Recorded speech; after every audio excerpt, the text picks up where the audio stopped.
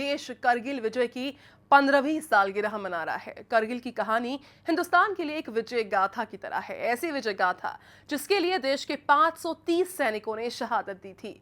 शहादत से पहले 18,000 फीट ऊंचाई पर -13 डिग्री सेल्सियस की कड़कड़ाती सर्दी में हमारे कई वीर जवानों ने अपनों को खत लिखा था। आज हम आपको करगिल के उन वीर शहीदों के 9 खतों के जरिए करगिल की पुरानी कहानी दिखाते हैं।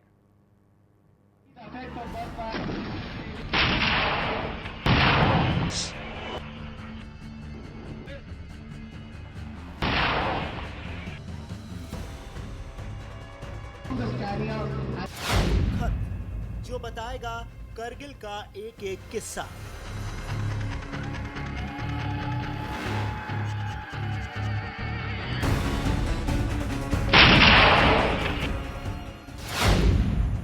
खत जो दिखाएगा करगिल में कैसे लहराया तिरंगा।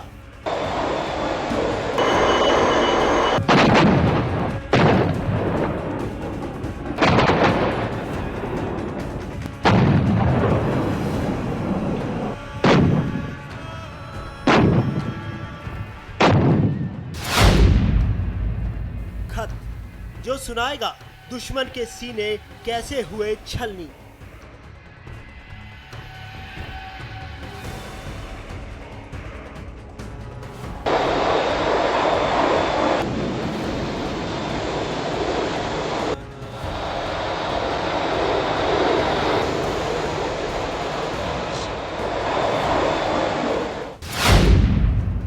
खत जो बताएगा -13 डिग्री की कड़कड़ाती ठंड में कैसे जीती गई जंग।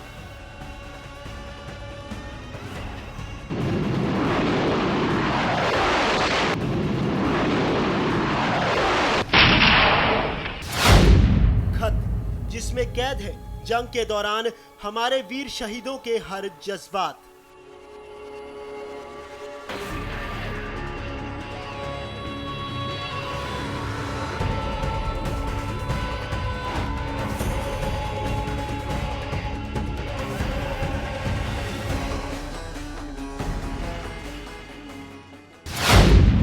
शहीदों के 9 खतों की जुबानी देखिए करगिल विजय की पूरी कहानी।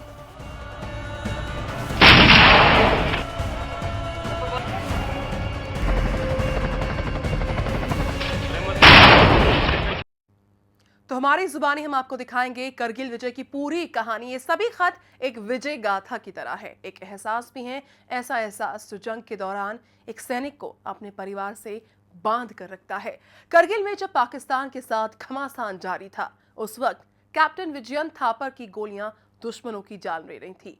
जंग के दौरान कैप्टन विजयन थापर ने अपने घर वालों को 2 चिट्ठियां लिखी, 2 खत लिखे। उन खतों में क्या था, आप इस रिपोर्ट में जानिए।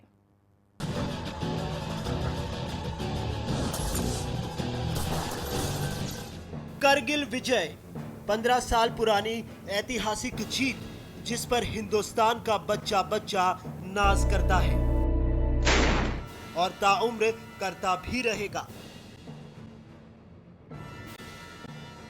करगिल की जंग में देश के 530 सैनिक शहीद हुए। इस महान विजय गाथा के इन सच्चे सिपाहियों में से कई ऐसे रहे जिन्होंने जंग के दौरान गोलियां भी चलाईं और कलम भी। दुश्मनों के सीने पर गोली चलाते चलाते जब कभी वक्त मिलता था तो ये अपने परिवार को खत लिखते थे। ऐसा ही खत मेजर विजयंत थापर ने अपने पिता को लिखा था। मम्मी, बर्डी और ग्रेनी, जब तक आप लोगों को मेरा ये खत मिलेगा मैं दूर ऊपर आसमान से आप लोगों को देख रहा होऊंगा।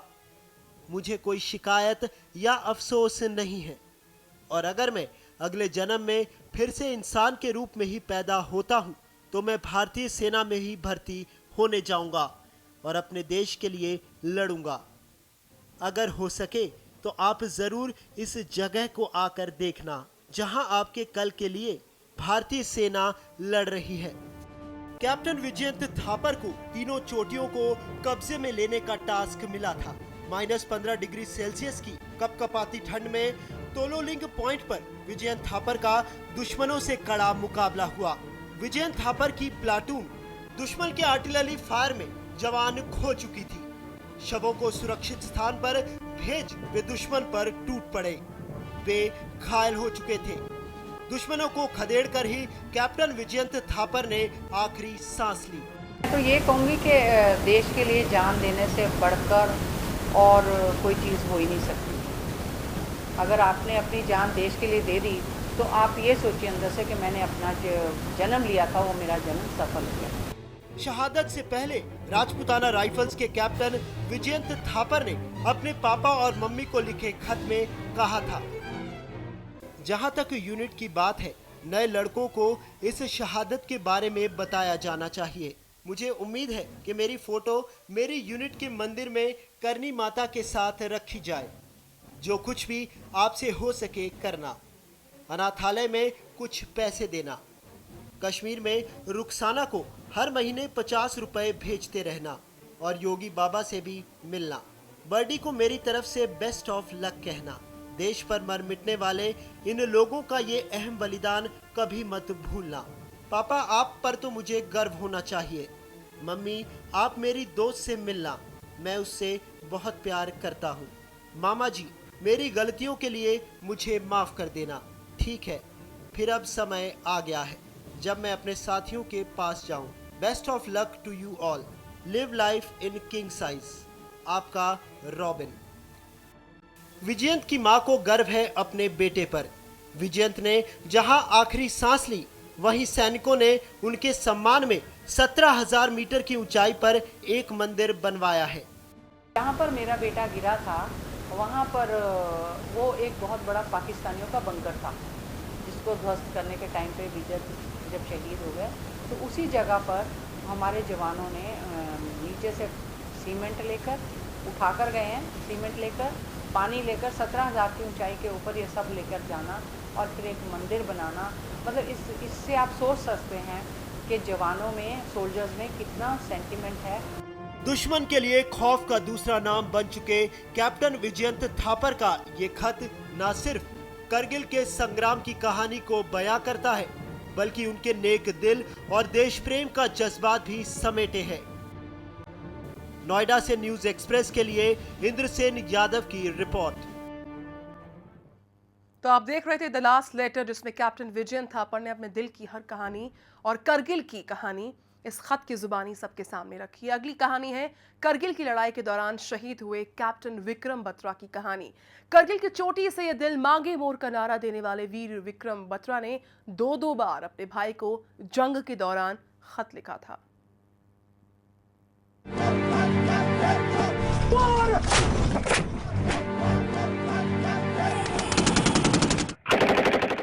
श्रीनगर लेह मार्ग के ठीक ऊपर सबसे अहम चोटियों में से एक चोटी 5140 से पाक सेना को खदेड़ने के बाद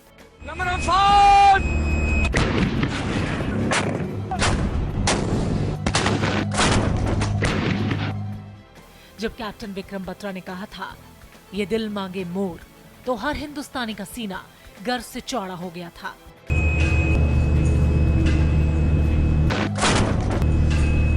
विक्रम बत्रा पालमपुर के रहने वाले थे और जंग के दौरान अपने जुड़वा भाई विशाल को अक्सर खत लिखा करते थे। 16 जून 1999 को कैप्टन विक्रम बत्रा ने अपने जुड़वा भाई विशाल को द्रास सेक्टर में खत लिखा। डियर कुश, हमें बात किए काफी अरसा बीत गया। तुम्हारे दफ्तर में फोन लगाया था लेकिन बात नहीं हो पाई। कैसे हो तुम? इधर सब ठीक है। तुम न्यूज पढ़ सुन रहे होगे। यहाँ माहौल गर्म है। मैं 15,000 फीट की ऊंचाई पर बैठा हूँ। पाकिस्तानियों से लड़ रहा हूँ। सुरक्षा कारणों से जगह का नाम नहीं लिख सकता, लेकिन जिंदगी खतरे में है। कुछ भी हो सकता है यहाँ। हर रोज गोलियां और आर्टिलरी शेलिंग झेल रहा हूँ।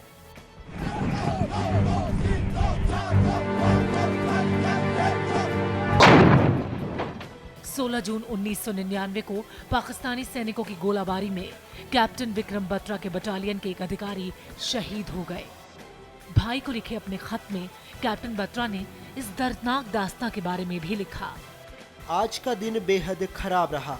मेरी बटालियन के एक अधिकारी शहीद हो गए, इसलिए सभी यहाँ पर दुखी हैं। बाकी तो सब ठीक है।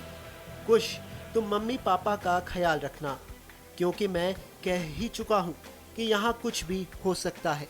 पता नहीं मैं कब वापस आऊँगा। तुम सबको मिस कर रहा हूँ। मुझे जवाब लिखना।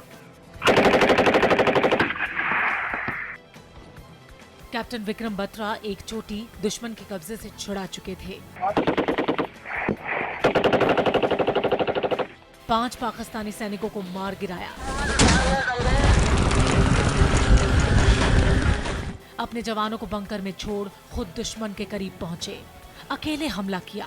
विक्रम बत्रा ने अपने साथियों के साथ 20 जून 1999 को सुबह 3:30 पर चोटी 4875 को अपने कब्जे में ले लिया। 5 जुलाई 1999 को लिखे खत में कैप्टन विक्रम बत्रा ने अपने भाई कुश को लिखा। डियर कुश, कैसे हो तुम? तुम्हारा प्यार भरा खत कल ही मिला। मैं काफ़ी ऊंचाई पर हूँ और ट्रैक के लिए तैयारी कर रहा हूँ। आज शाम को ऊपर वाली पोस्ट पर जा सकता हूँ। मेरी 2 कंपनियाँ पहले ही वहाँ पहुँच चुकी हैं। उन्होंने काफ़ी गोलीबारी भी की है। दुश्मन हमारे काफ़ी नज़दीक तक आ पहुँचा है। इसके बारे में और ज़्यादा नहीं बता सकता। अपने साथियों के साथ मेरी एक तस्वीर अखबार के पहले पन्ने पर भी आई है। क्या तुमने वो देखा? मेरी दाढ़ी काफ़ी बड़ी हुई है। क्या मुझे पहचान पाए तुम? हमारे सैनिक पाकिस्तानियों को जमकर खदेड़ रहे हैं। कैप्टन बत्रा का खत उनके परिवार वालों को जंग के दौरान हमेशा ये भरोसा दिलाता रहा कि वो फिक्र बिल्कुल न करें। बहुत जल्द ही करगिल पर तिरंगा लहराने वाला है और देश को करगिल विजय दिलाने के लिए कैप्टन बत्रा ने अपनी जान की कुर्बानी दे दी। तो इन खतों के जरिए करगिल विजय के शहीदों की हम एक एक कहानी आपको दिखा रहे हैं, उन बेशकीमती अनुभवों को बता रहे हैं। अब आपको दिखाने वाले हैं ऑपरेशन विजय के आगाज में सबसे अहम भूमिका निभाने वाले जांबाज लेफ्टिनेंट मनोज पांडे का खत। करगिल की लड़ाई के दौरान ये खत लेफ्टिनेंट मनोज पांडे ने अपने दोस्त को लिखा था। इस खत में उन्होंने बताया था कि किस तरह 4 बार उनकी मौत से मात हो चुकी है, बावजूद इसके वो जिंदा हैं और पाकिस्तानियों को खदेड़ रहे हैं।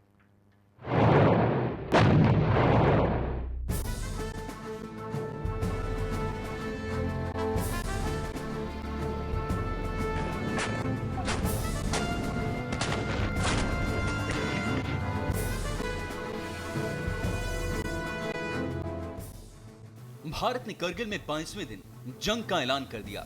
ऑपरेशन विजय शुरू हुआ। पहला मोर्चा 11वीं गोरखा रेजिमेंट की पहली बटालियन ने संभाला था। इसी बटालियन में थे देश के जाबाज लेफ्टिनेंट मनोज पांडे, जिन्होंने खून से लथपथ हालत में एक बंकर से दूसरे बंकर तक दुश्मनों का खात्मा करके ही आखिरी सांस ली। इस ऐतिहासिक जंग के दौरान लेफ्टिनेंट मनोज पांडे ने 19 जून 1999 को अपने दोस्त पवन को खत लिखा। डियर पवन, जितने लोगों को हो सके मेरा यह खत पढ़कर सुनाना। मुझे तुम्हारे दोनों खत मिले, दोनों लड़ाई के बीच में ही मिले। इतनी ऊंची चोटी पर दुश्मन के साथ लड़ाई सचमुच मुश्किल है। दुश्मन बंकर में छिपा है और हम खुले में हैं। दुश्मन पूरी प्लानिंग के साथ आया है और वो ज्यादातर चोटियों पर कब्जा कर चुका है। शुरुआत में हमारी स्थिति बहुत खराब थी, लेकिन अब हालात नियंत्रण में हैं। मैं खुद 4 बार मौत का सामना कर चुका हूँ। शायद कुछ अच्छे कर्म की वजह से अब भी जिंदा हूँ। हर दिन हमें देश भर से चिट्ठियां मिल रही हैं। इसमें लिखा है जस्ट डू इट। ये देखने में सचमुच अच्छा लग रहा है कि जरूरत और मुश्किल वक्त में हमारा देश एक हो जाता है। मैं नहीं जानता अगले ही पल क्या होगा, लेकिन मैं तुम्हें और देश को भरोसा दिलाता हूं कि हम दुश्मन को धकेल देंगे।